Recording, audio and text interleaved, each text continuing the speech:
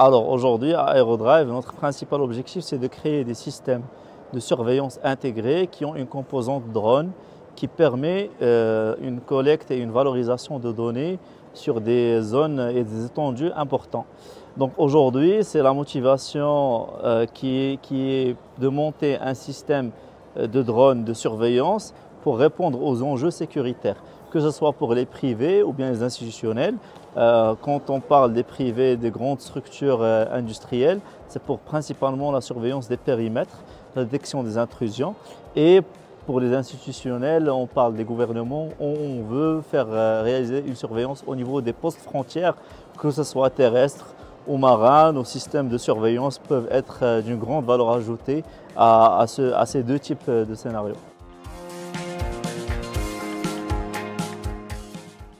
Donc aujourd'hui, le mécanisme il est simple. On utilise ce qu'on appelle Sensor Data Fusion, une fusion de data multicapteurs, afin de prendre plusieurs entrées d'informations de plusieurs capteurs, des caméras thermiques, des caméras RGB et d'autres types de capteurs, pour pouvoir détecter, en utilisant l'intelligence artificielle, la présence de sujets ou bien d'objets sur des zones où ils ne doivent pas être présents naturellement. Et ça, de jour comme de nuit, quelles que soient les conditions météo, c'est grâce justement à la technique utilisée qui est la fusion de data multicapteurs. Donc aujourd'hui, pour pouvoir réduire le coût de surveillance de périmètre, on va prendre un exemple très simple. Au niveau d'une entité industrielle, au niveau de Jolfosfor qui s'étale sur plus de 1000 hectares, pardon, pour pouvoir mettre quelqu'un chaque 100 mètres au niveau de l'ensemble du périmètre, c'est très coûteux et c'est peu efficace la nuit surtout.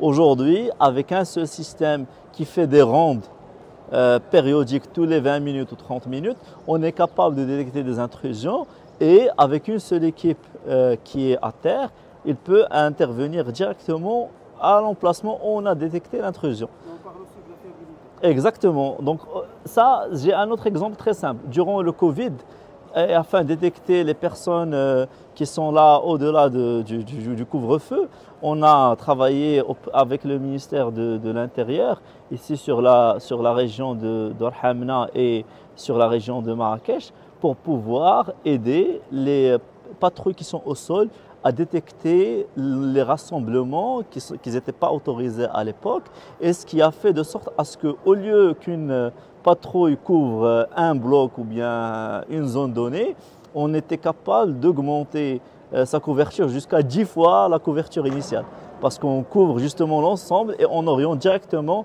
la patrouille qui est au sol à l'emplacement du rassemblement. Alors aujourd'hui, nos systèmes, ils remontent l'information vers ce qu'on appelle Mobile Ground Control Station, une station de commandement mobile, qui est une unité en mouvement installée sur un camion ou bien un van. Là, on reçoit l'information directement depuis le drone. Et depuis ce van-là, on est capable de relayer l'information vers la station de commandement centrale, que ce soit pour des applications gouvernementales ou bien civiles, ce qui permet une intégration très rapide et fluide de notre système avec l'infrastructure de sécurité déjà existante auprès du client.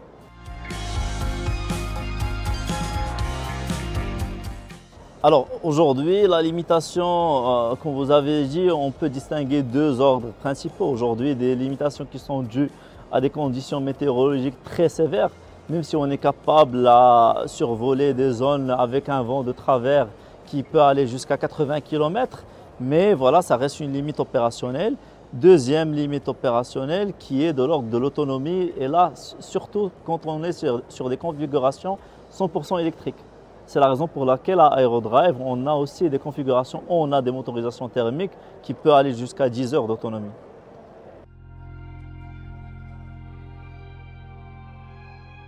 Alors, la mesure de sécurité qu'on met en place, c'est principalement pour détecter les avions qui sont dans le périmètre, et c'est une technologie qui est similaire au transpondeur qui existe sur les avions et qui permet à la fois aux drones de paraître sur sur les écrans des avions qui sont aux alentours et vice-versa à l'opérateur, au pilote de drone de détecter les avions qui sont dans son périmètre opérationnel et aussi de détecter les drones qui sont aussi équipés de la même technologie en attendant une généralisation d'adoption de tels systèmes sur l'ensemble des drones qui utilisent l'espace aérien comme d'autres pays à l'international. Aujourd'hui, Aerodrive est sur le bon chemin pour établir ce qu'on a annoncé précédemment, qui est la mise en place et l'établissement d'une unité de production qui va produire jusqu'à 1000 systèmes par an.